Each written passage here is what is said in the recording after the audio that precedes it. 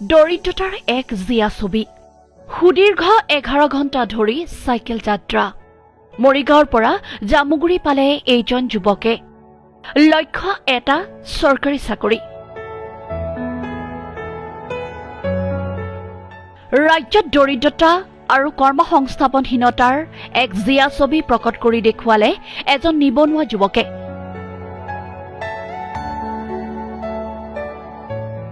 11 ঘণ্টা চাইকেল চলাই সাক্ষাৎকাৰ দিবলৈ আহিল মৰিগাঁৱৰ এটা দৰিদ্ৰ পৰিয়ালৰ এইজন যুৱক 11 ঘণ্টা চাইকেল চলাই জামুগুৰি হাটৰ দ্বাদশ অসম আৰক্ষী বাহিনীৰ মুখ্য কাৰ্যালয়ৰ সন্মুখত উপস্থিত হ'ল এইজন যুৱক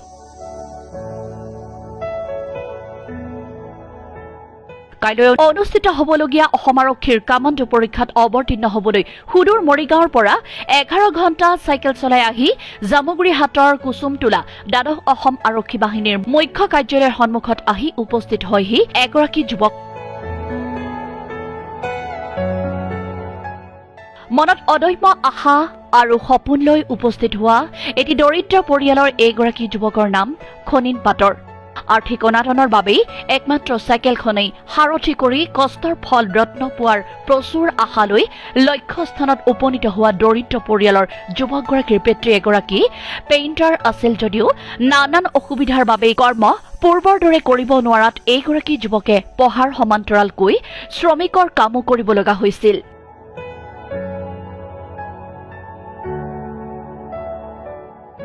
যাৰ বাবে এইদৰে অৰ্থৰ অভাৱত দেখেৱাৰ মন লৈ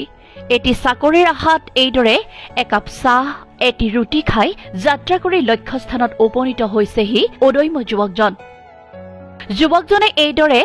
ইণ্টাৰভিউ দিবৰ বাবে সুদীৰ্ঘ পথ চাইকেল লৈ আহি উপস্থিত হোৱা যুৱকজনক সাহস আৰু প্ৰেৰণা দিয়াৰ বাবে গামোচাৰে আদৰণি জনোৱাৰ লগতে থকা খোৱাৰ ব্যৱস্থা কৰি দিছে জামুগুৰি হাটৰ কুসুমটোলা পিঠাগুৰি দৌল যুৱক সংঘৰ যুৱকসকলে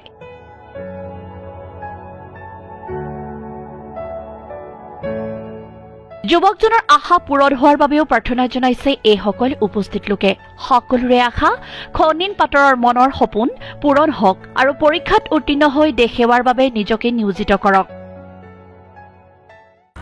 ইণ্টাৰভিউখন আহিছোঁ আৰু কি 11 ঘণ্টা সময় চাইকেল চলাইছে হয় চাইকেলটো চলাই আহিছোঁ আগৰ লগা নাইনে ভাগৰ লাগিছিল মানে তেওঁ 10-15 মিনিটমান ৰখি দিছোঁ আৰু কিবা কিবি খাইছিলোঁ মানে কি আছিলে কি ইণ্টাৰভিউ আছিলে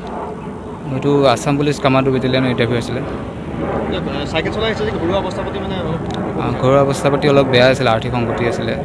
দেউতা মানে কাম বন কৰিব নোৱাৰে তো মানে আহিলোঁ আৰু বহুত এটা চিন্তা কৰি পাম বুলি আহিছোঁ এতিয়া কেনেকুৱা অনুভৱ হৈছে ইমান দূৰ আহিলা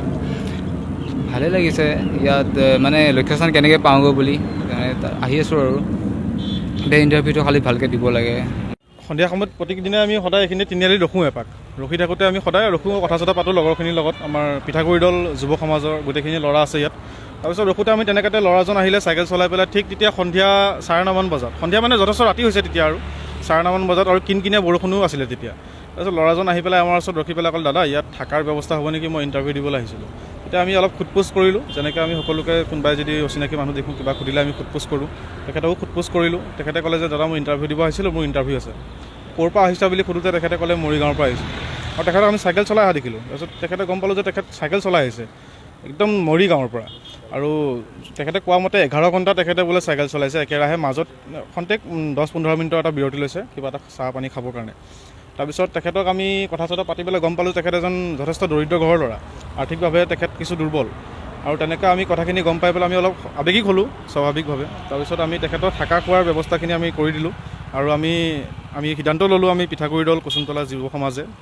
যে তেখেতৰ ইয়াত যিমান দিন ইণ্টাৰভিউ আছে যিমান দিন থাকে তেখেতে ইয়াত সম্পূৰ্ণ সহজ আমি বহন কৰিম তেখেতৰ যোৱালৈকে আমি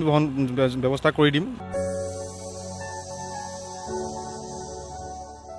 news desk report Assam first